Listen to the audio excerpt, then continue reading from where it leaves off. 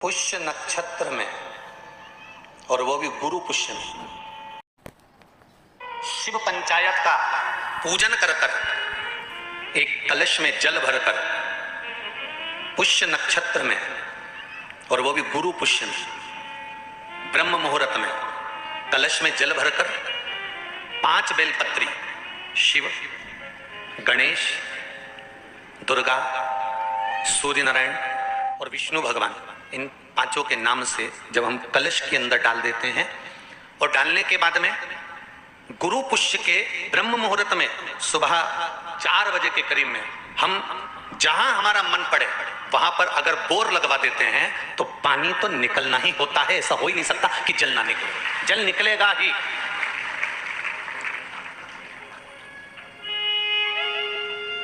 बस जो 5 देवों के नाम से अपने 5 बेलपत्री जल के पात्र में रखी, वो कलश जहां बोरिंग हो रहा है उस स्थान पर रखा होना चाहिए, जहां बोरिंग हो रहा है उसके पास में रखा होना चाहिए। कब तक? जब तक वो जल ना निकले, और निकलेगा पर ब्रह्म मुहूर्त में ही, गुरु पुष्य के दिन उसका जल खनन होना चाहिए। महाराज, भूमि में से जल के लिए प्रयास होना चाहिए। पंचदेव फिर ध्यान दे लेना। 5 देव कौन से?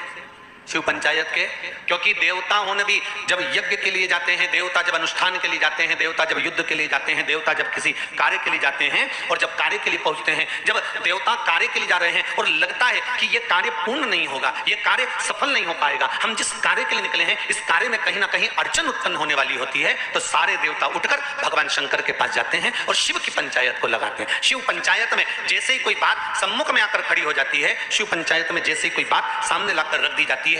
मात्र कुछ ही क्षण में शंकर भगवान की पंचायत उसको समाप्त कर देती है और कार्य सफल कर देती है। शिव पंचायत का बल बड़ा है।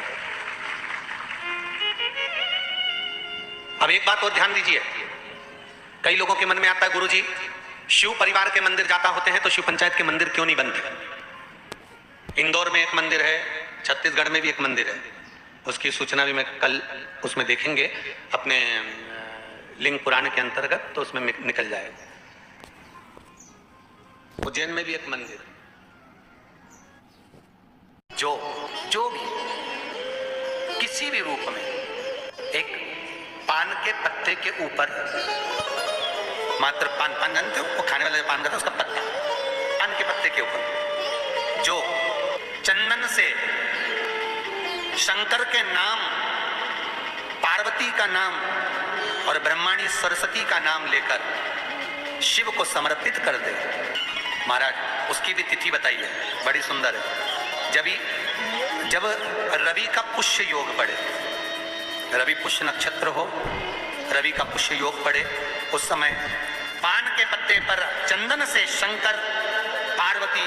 और सरस्वती का स्मरण कर कर जो शिवलिंग के ऊपर उस पान के पत्ते को चढ़ाकर 5 बेलपत्र,